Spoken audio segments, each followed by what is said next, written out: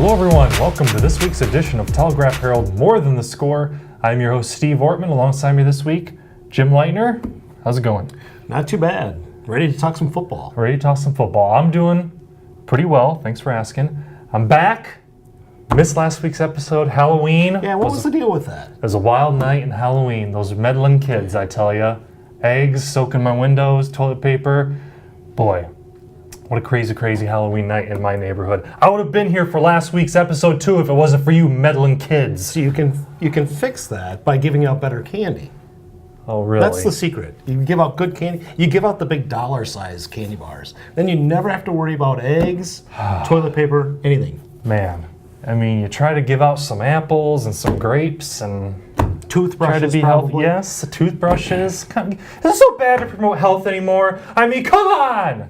Candy. Kids can trick-or-treat in my neighborhood whenever they want, instead of going to yours. All right, well, we'll see if I can do better next year. Rough first year in the neighborhood for me. But we'll see if things go better next year. And let's get right to football. Now, we know we got the Iowa State volleyball tournament going on this week. Brendan West is down there covering Dubuque, Wahlert, Dyersville, Beckman. He'll be able to cover all that. We'll be covering all that for you in next week's edition of More on the Score. Right now, we're going to focus on some football. Western Dubuque Bobcats football team going back to the UNI-Dome. Yeah, for the first time in at least 15 years, the Bobcats are going to the state tournament. They avenged an early season loss to North Scott. I believe it was the third week of the season. They lost 7-6 down in Eldridge. And they came back on Friday night and defeated the Lancers 45-21. A big upset. Well, I don't know if it's necessarily an upset. I don't know if you'd call it an upset because the first matchup was pretty level in terms of the way it was played. I know that was a night that was raining out, so it was kind of difficult for both offenses. But the Bobcats came back and won, and they earned a trip to the UNI-Dome. They play Sergeant Bluff Luton, which is 10-1. The Bobcats are 9-2, so they'll play them in the semifinals on Thursday night, tonight actually. And on the other side of the bracket, Cedar Rapids Xavier and Council Bluffs Lewis Central will meet in a matchup of 11-0 teams. So four really good quality teams in the Class 3A football playoffs.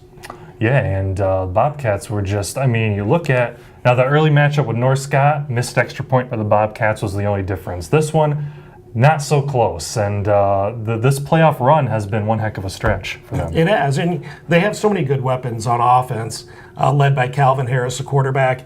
This season, he's 158 for 233 for 2,037 yards, 24 touchdowns, and only 7 interceptions. His main target has been Drake George. He has 63 receptions for 963 yards and 13 touchdowns. Carrying the ball, early in the season, they lost Ben Bryant to a knee injury. He was their top running back. He had 749 yards before his injury. And Jake Hush has picked up the slack for him. So far, he has 126 carries for 763 yards and 11 touchdowns. So they really didn't miss a beat when Bryant went down. And there's so many weapons on that Western Dubuque team. Those are just a couple to name, but they're going to be a handful for Sergeant Bluff Luton on Thursday night. Yeah, and the Calvin Harris to Drake George combination has been terrific. If there's a receiving record at Western Dubuque, it's been broken by Drake George. He's having a fantastic season to close out his career. And talk a little bit about Justin Penner, this new couple years now with the Bobcats, and it seems like he's really kind of gotten his message across. Well, I think a big key is if you talk to any other coaches out at Western Dubuque, he's a big advocate of having players play multiple sports. And that's a big key with this football team. You have guys who play basketball, football, track, baseball, and I think a big key was, they had 3 or 4 baseball players who went on long runs in the baseball tournament and the American Legion tournament, and now they're turning out to be big key athletes for the football team this year. A lot of times football coaches say, you have to be in the weight room X number of times during the summer. You have to be there. If you're not there, you're not going to play. A really good example is Sam Goodman, who's a key defensive back and a backup quarterback.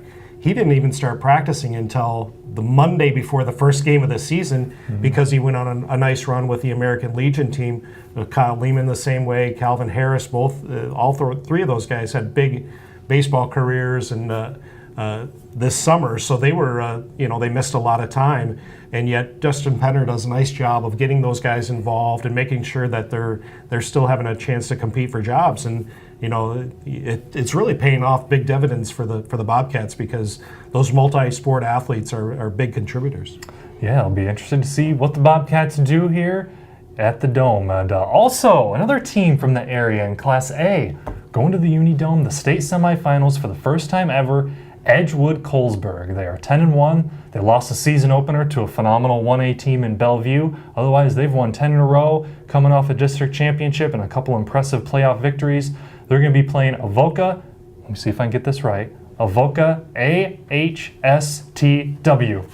You did that without notes. I can't believe that. Yes! Don't ask me what the name of the towns are because I didn't get that far. But anyway, they're playing Avoca, another undefeated team, 11-0.